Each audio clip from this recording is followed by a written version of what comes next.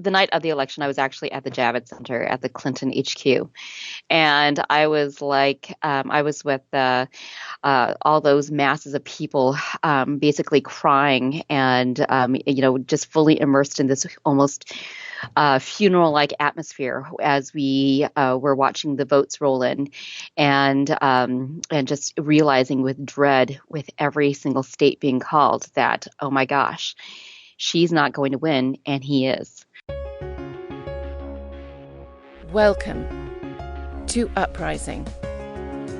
Each episode looks inside what it takes to lead the most dynamic and successful cultural movements. Some of them in the business world, some in the social realm, some in politics, and some in between. To see why people start uprisings, what gives those initiatives momentum and keeps them going, and most important, what lessons can you learn from these movements and how to apply them to your business and even personal life.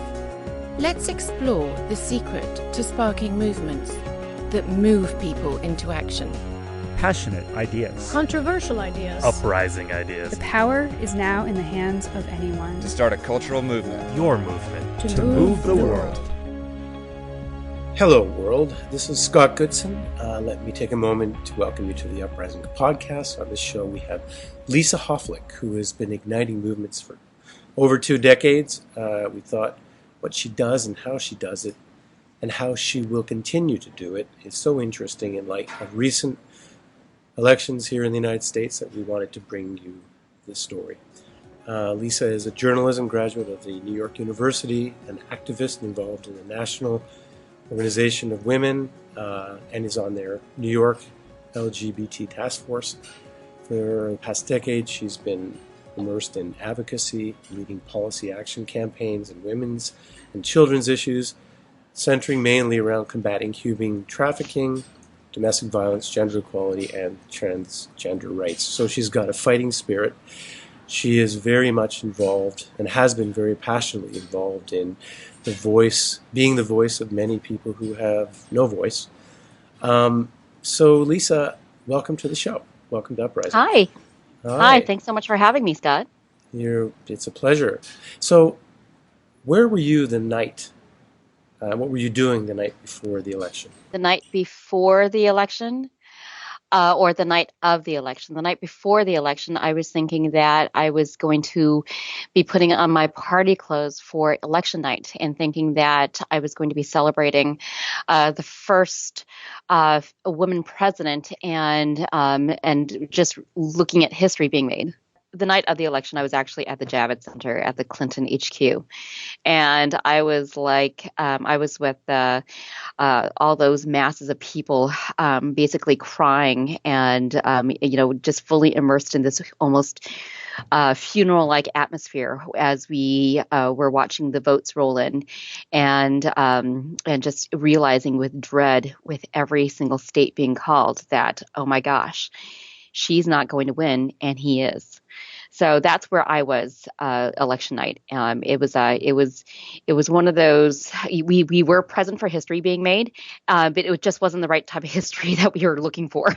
I'm sure there are a lot of people out there who've been through the same process that you've been through, which was obviously great disappointment and fear, and but then a sense of purpose and renewed energy. And I mean, I think it would be fascinating just to understand what kind of have you gone through over the last little while to kind of get to where you are today, and how do you see yourself moving forward in the future? For the past decade, close to 2 decades, I have been an activist and an advocate for mostly social justice issues centered around women and children. And so I had already I had already felt very, very connected to what Secretary Clinton's background was, because that was my background also, fighting for women's and children's rights. But during the 2008 campaign, I volunteered very lightly for it. And for this past campaign, starting before the New York primary, I became even more involved in her campaign. So I became very, very invested in this. I had done the fundraisers for her, and so I truly believed in her as a leader, not just because of where I thought she was going to take us, but also of what she had what she had done in terms of social justice issues, and I knew that she would be the right leader for us. So that's where I was, because her background and my background, they aligned with each other, and I saw something in her that would gave me hope as an American citizen, that this was a person who was really going to go and better the lives of the constituencies that I felt very, very strongly connected to.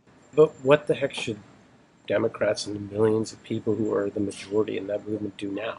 Well, you don't give up. This is how I've kind of explained this process, or tried to explain this process to other people that I've had conversations with, because there are a bunch of, there are lots of groups and lots of people who are out there trying to strategize. Okay, what do I do now? What do I do now? That was one of the first things that I heard right afterwards. I need to do something. Need to do something now. So the way I look at it is that you can kind of look at people in different buckets, and each bucket is a great bucket to be in, right? Because you can always find something. So maybe the first bucket is that person who says, I need to do something right now, and they need to get their hands dirty right now. They have that sense of urgency, and that is a great person where you can direct them towards specific volunteer opportunities through organizations that deal with issues that they feel are going to be detrimentally affected by a Trump presidency, right? So they can go. So if they feel very, very strongly that LGBT rights are going to be detrimentally affected, then they should go and volunteer for the Trevor Project on the suicide prevention hotline. All right. Or if they feel very strongly that a Trump presidency is going to go and do something negative, have a negative effect on women's reproductive rights, then go and volunteer at the Planned Parenthood. Be a clinic escort. Do something like that, and they can get their hands dirty that way. I mean, there's a lot of people, there's been cartoons I've read that you see these sort of Democrats who have decided to spend the next 4 years kind of with the headphones on and, kind of abdicating their position in society. But what you're saying is the complete opposite, that there should be a movement now for people to get involved on a local level. Well, that's the thing, and that's the second type of bucket person that I want to get into also, where they say, I want to do something, all right, but they don't know really exactly what, and then you don't want to necessarily volunteer at the grassroots, at the nitty gritty granular level with these issues, but they want to do something, and this is where the protests and the rallies come through, and the strategizing for a movement come into play. This is a type of that's the type of individual and the type of category that where we should make sure that this fire is always being lit under them, where the rallies and the protests and the meetings and the discussions, every single bit of it is a log onto the fire to make sure that this fire burns, and where we can grow the ranks of people dedicated to the movement, so that when we do have something really, really big that we need to accomplish, that individual is there. Because oftentimes, a lot of people, when they volunteer for just a task, they say, okay, I've done my part, and they wipe their hands and they go, right? It's very few people that actually come back afterwards. And we need to make sure that the fire is always lit. So when we do have a big, big ask of people, that they are there. So that's where I see the protests and the rallies really coming through, and in order to create a movement. Do you have rallies or protests that you are involved in or will be involved in coming up? Sure. So one of the biggest ones that is coming up is the January 21st Women's March on Washington. And from where we are in Westchester, I know first of all, people are renting rally buses from across the country to go down to Washington for this. And even if you can't get into Washington, there are going to be major marches in a lot of the major cities too. But we're looking at that rally as a peaceful demonstration of unity around the fact that we as women and our male allies, that we want to stand together to create a united front to make sure that all of our issues are protected, not just reproductive rights and but economic rights also. And we also want to make sure that our voices are very loud, that we to let people know that we don't stand for the racism, the bigotry, the xenophobic xenophobic, hateful talk that has been very, very prevalent in the past election campaign. So but it centers. I want to stress how much it centers around a peaceful demonstration. We are not going there with pitchforks and finger pointing and you did this, you did that. We are the right ones. So on and so forth. We want to just make sure that our voices are heard in the next administration. How do you pick yourself up once you hit a bump in the road? You've really got to evolve. And, one of the conversations I've been having with people too is, let's look at the Tea Party. Okay, think what you will of the Tea Party, but they really created an interesting and very strong movement that has led to where we are right now. They had, they saw the country going in ways that they were not happy with, and through very small, incremental but yet methodical ways, they decided to change the conversation. Right? They saw that in the beginning, if you look it up, they saw that too much money was being given. With the TARP bailouts, they were really upset about that. So one person decided that they were going to send a tea bag to every single member of Congress that voted for TARP, and that's where the impetus started. But they decided that they were going to change the conversation here. Okay, they didn't say that they didn't just take it lying down and start bemoaning. They decided to say, okay, this is where we want, this is how we want to see our country, and these are the steps that we have to go. And so I think that that's what the Democrats have to do too. We need to look at how we are, we have to listen to the other side, right? We have to figure out why the other side voted the way they did, and understand that, and we have to understand that we have to switch our directional driving, I guess, of our platform so that we can be more effective. We just have to find different ways of skinning the same cat that we've always been trying to get. The Democrats and the liberal parties, we have been mainly glued around and centered around social justice issues, right? So how do we go about getting these other people to caring enough about these social justice issues that we do? We can't be just in the vacuum that we were in before, talking amongst ourselves. How do we go and convey this message? And I think that's what we really need to work on. We need to change the conversation. How we do that yet, I'm not sure yet. Do you think the younger generation can be brought back into this movement? They seem to be so enthralled with their technology that they just kind of opted out. Absolutely. I think the generation, the younger generation was completely into this election from before. If you take a look at the immense amount of support that Bernie Sanders had, and even the third party candidates had, they were the millennials. They were the younger generation. I would speak to my 16-year-old son, and he was an avid Bernie fan, and he knew every single thing about the election from that perspective. Right?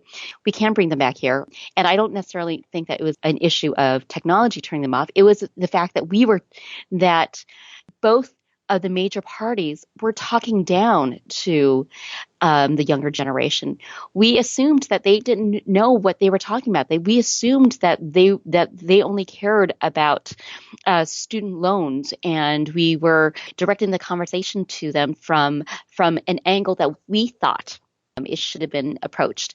No, that's not it. They do care about all sorts of issues. You talk to anyone from the younger generation, and guess what? They do know about Medicare. They do know about Medicaid, because they might have, their parents or their grandparents might be on Medicare, and they'll be on it at some point someday. We can't just compartmentalize the conversation around a person's age, and I think that was a huge big turnoff, because I don't necessarily think that the major parties respected the opinions of the younger generation. And I think that that's another reason, another change that we need to make in the future. If we do postmortems of elections, like the Republicans did in 2012, and their postmortem said, okay, we've got to look at the minority votes. All right. We should be doing the same thing about the demographics from an age perspective. We need to say, okay, this is where we failed. How did the Clinton campaign fail with connecting to the millennials countrywide?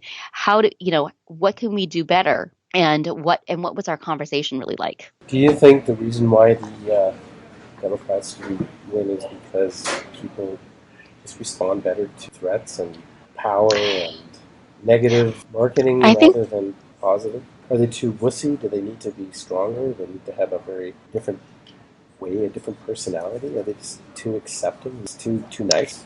I don't know if it's an issue of being too nice. If you appeal to someone on a visceral level, you will get their devotion, right?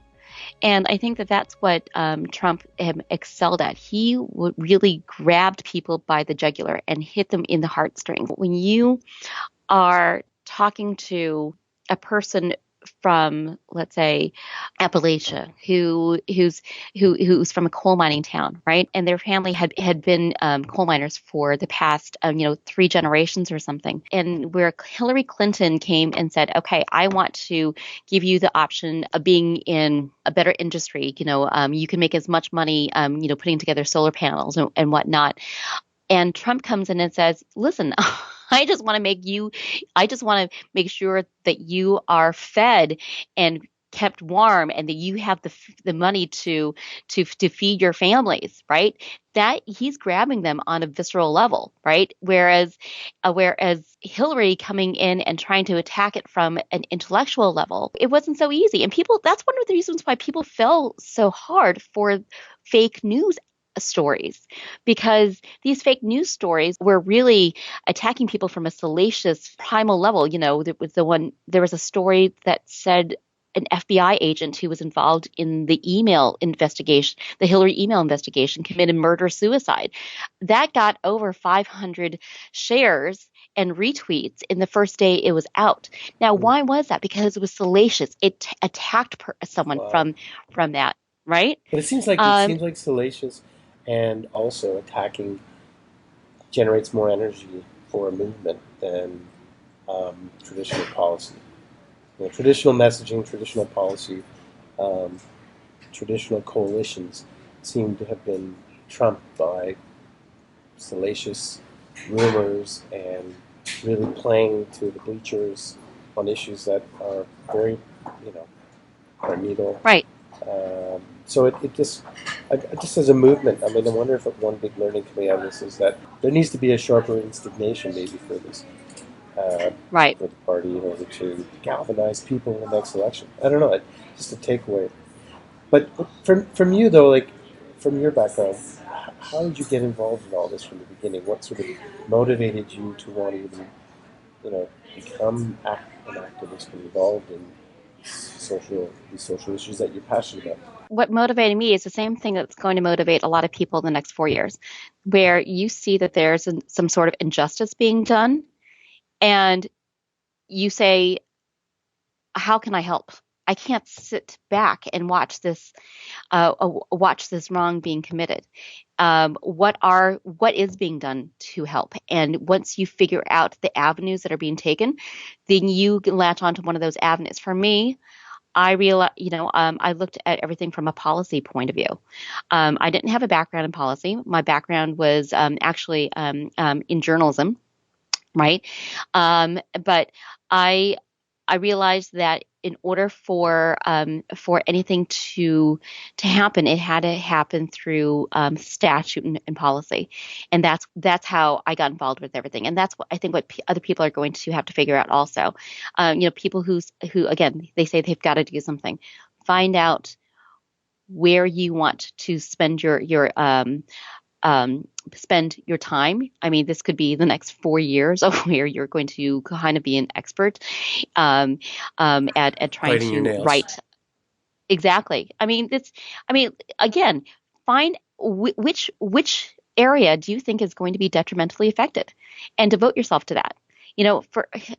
For me, my areas have always been around women and children. I'm a woman. I have 5 children, and LGBT rights. I have a transgender child. That. Do what you know. Okay, that's the first way that you can feel passionate about something. You start working in your own house. What do you know? What are you comfortable with? Because that's the expertise that you can bring to each of these issues or these movements that you're going to be involved in. And by the way, there are lots of movements out there right now for people to get involved in. Obama has a movement called Organizing for Change. It was started, I believe, in 2008 with his first campaign, and it's still around, and it's going to be changing the conversation and rejigging its focus to how people can proceed in the next 4 years. There was an article in Politico magazine that everyone can look up about how some of their conversations have been in people's living rooms or at bars, and they are discussing specific grassroots strategies to try to line up leaders for the 2018 election. These are things that people should be doing right now too. If you're chewing on your nails and you need to do something, and you know that your friend is chewing on their nails, and that person and that friend has 2 more friends, well, the 4 of you get together and you think of something that the 4 of you could do together in order to affect change. And then before you know it, your 4 are going to connect with another 4 and another 4 and another 4. And that's how you build a coalition, and that's how you can build a movement. So just as we end up here, do you have any final thoughts you'd like to leave us with, just regarding, the democratic movement and your passions, and any advice you have for people that are listening on the show? Sure. So the democratic movement, we've already discussed that the conversation has to change, right? But we have to look towards 2018 at this point. We've got to start looking at and identifying leaders who will be able to run for office into 2018 and 2020, so we can take back the midterm elections. We can take back the back both houses of Congress, but also we need to build it from the ground up. So we're looking at candidates not only for the federal level, but also for the local level too. If you feel that you can make a difference, and you are, in your community, then look and seriously think about running for a lower, local office.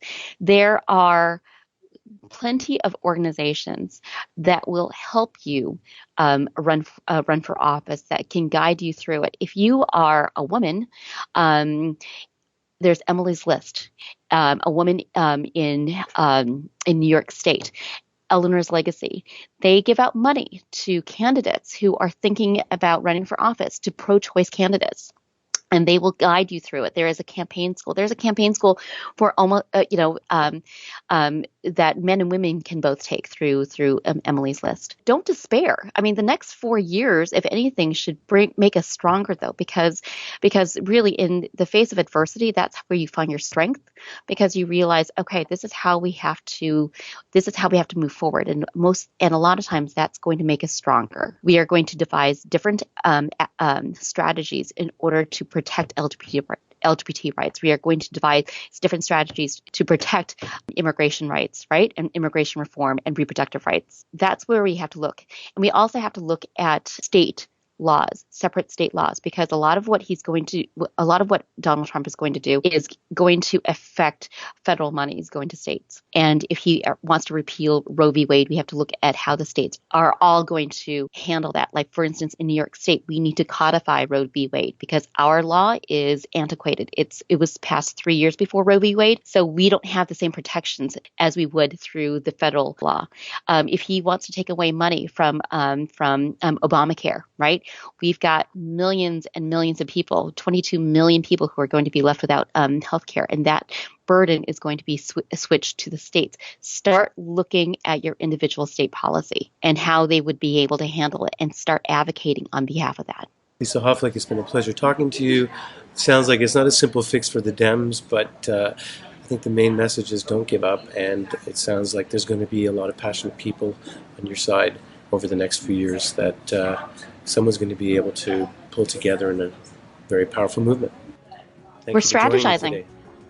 Well, Thank keep you. on Thanks for having me. strategizing. Thanks for having me. Take care. Bye-bye. All right, bye-bye. Thank you for joining our Uprising today and listening to our show. If you missed the show, or if you want to find out more about who was on, or if you want to learn more about how to create your own Uprising, please go to uprisingmovements.com. You can also download this Uprising program from iTunes. Uprising was produced by Nicola Keneally and Adam Helen, with special help from Melanie Boardman, Karin Drachenberg, Philippa Freeman, Brianna Campbell, Fashad Faroudi, Mark Bruzy, Will Issam, James Politi, and Jonathan Weeks. My name is Scott Goodson, and you've been listening to Uprising. What we can learn about movements and uprisings that are shaping our world in business, in society, and in between. For more on cultural movements and movement marketing, be sure to pick up a copy of the best-selling book Uprising, How to Build a Brand and Change the World by Sparking Cultural Movements, available on Amazon.com. Music for Uprising composed by Charles Duchateau.